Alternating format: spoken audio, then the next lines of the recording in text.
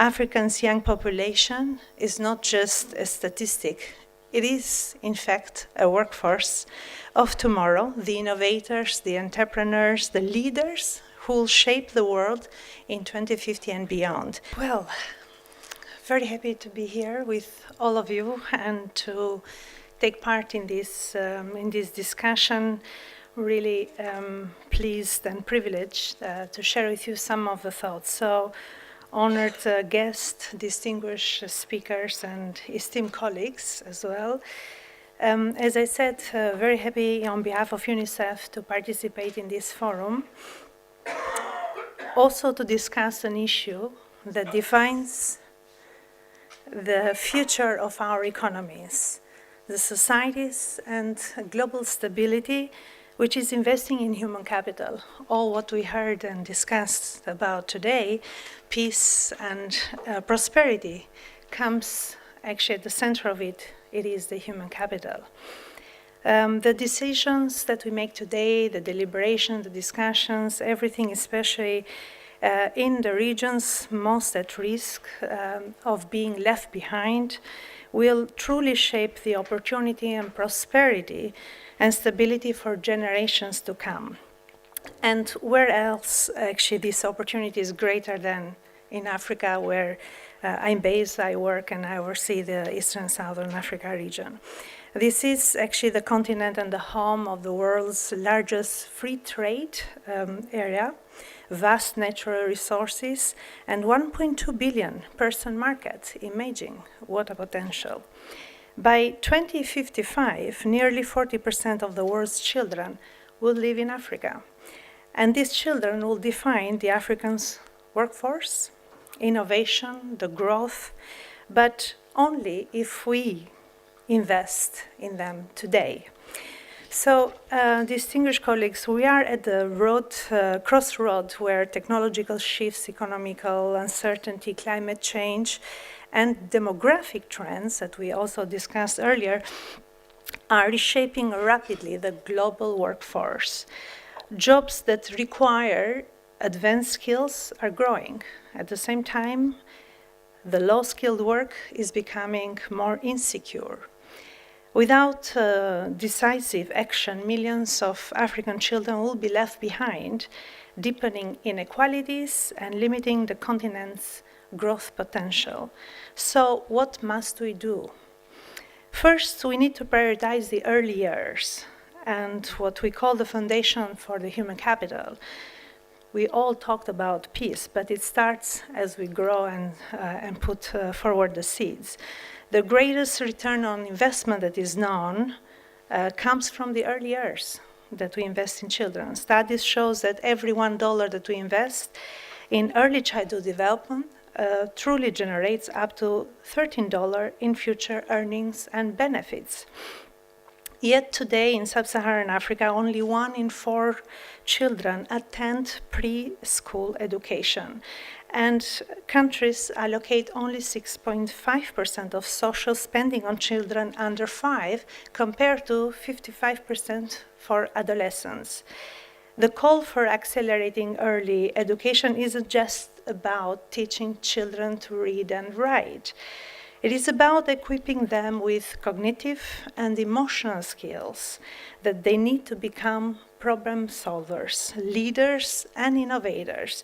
It is about laying the foundation for critical thinking, creativity, and collaboration, the very traits that governments, businesses need to thrive in increasingly competitive marketplace.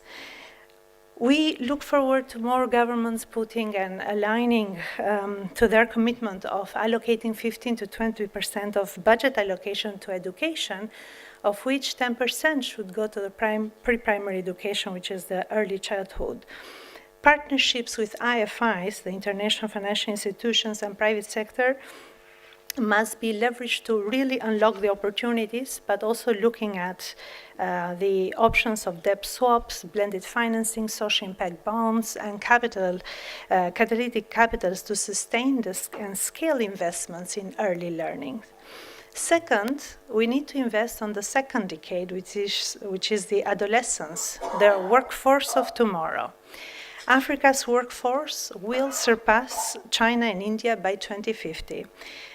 Yet today, majority of African youth are not in employment, education, or training, especially adolescent girls and young women. So investing in adolescent education, health, and skills is one of the smartest economic investments that we can make. Let me tell you that in Kenya, $234 million investment in adolescent girls over 10 years would avert 120,000 teenage pregnancies, 7,000 cases of child marriage, 8,500 cases of sexual violence, and will generate over 918 million in economic returns. Also, Youth for Change is a new innovative programmatic approach that has been developed in support of the youth force, providing learning to earning opportunities, which are flexible and equip youth with skills and entrepreneurship support, with recognizing them as they are the change makers. The model has a triple bottom line: the youth economic empowerment, contributing to the SDGs, and impacting on the overall system strengthening. In Kenya, over 600 young people were upskilled, certified, and remunerated to support the data collection for out-of-school children. This resulted in over 62,000 children being back to school. This Youth for Change model demonstrated 90% cost saving compared to traditional approaches. While we all know that digital technologies are strongly linked to economical growth, innovation, job creations, regional and continental level, we can't afford to leave Africa youth people behind. Digital skills must be at the core of youth development. An estimated 230 million jobs in sub-Saharan Africa will require digital skills by 2030. Africa's youth are already leveraging technology to create businesses, access education, drive innovation. But the digital divide, limited internet access, and unaffordable data continue to hold millions back. Third, we need to build on climate resilient systems, safeguarding Africa's future. Climate change is not a future threat, it is today's reality. Droughts, floods, extreme weather events are displacing families and disrupting education for millions of children. Last year alone, 250 million children worldwide had their education disrupted because of the climate disasters. Therefore, investing in climate resilience infrastructure can cut costs by over 90%. For example, our programs in Somalia and Ethiopia prove that moving from emergency water tracking, which used to be indicates as part of the response to sustainable water systems, has slashed costs and improved social cohesion among the communities. So shock-responsive, climate-smart systems must become the norm and not the exception. Finally, as I close, I want to leave you with this.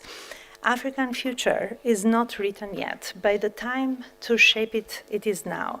Africa is already leading its own transformation. As I mentioned, countries like Kenya, South Africa, Tanzania, I'm mentioning a few, I also have the gentleman CEO from Nigeria here, are truly investing in their human capital, diversifying their economies and integrating youth into digital economies. In Ghana and Ethiopia, early childhood education investments have proven their impact. They reduce learning losses during COVID-19 pandemic. Across multiple countries, governments are investing in adolescent skills, climate resilience, and job creations. But for Africa to achieve its goals of 2063 agenda, we should work together to harness its potential. Therefore, governments will prioritize continuing to invest in human capital aligning their national budget to reflect the urgency of investing in children. The private sector must step up. Not everything can come from government. The private sector has a direct stake in education, skilled workforce, and must invest in education, vocation training, and job creation. Innovative financing must be scaled. This is no longer an optional conversation. Blended finance, impact investing, special drawing rights, and debt relief mechanisms are so important in order to unlock catalytic funding that are actually locked into debt interests so that they can go to education and different social services. And then partnership must be more ambitious. We must foster to strengthen the partnership between government, development partners, business, and financial institutions. Co-investing in African children and youth is not just a social justice and good, it is an economic imperative. The continent is not waiting, it is acting, it is leading, but global stakeholders have a key role to play. Investing in African children today will fuel the economic growth, social stability, and shared prosperity for the continent and for the world. So this is not a moral responsibility, but an economical necessity. Africa's young population is not just a statistic. It is, in fact, a workforce of tomorrow, the innovators, the entrepreneurs, the leaders who will shape the world in 2050 and beyond. That's why the cost of inaction is too high to ignore, and we need to act now. Thank you very much.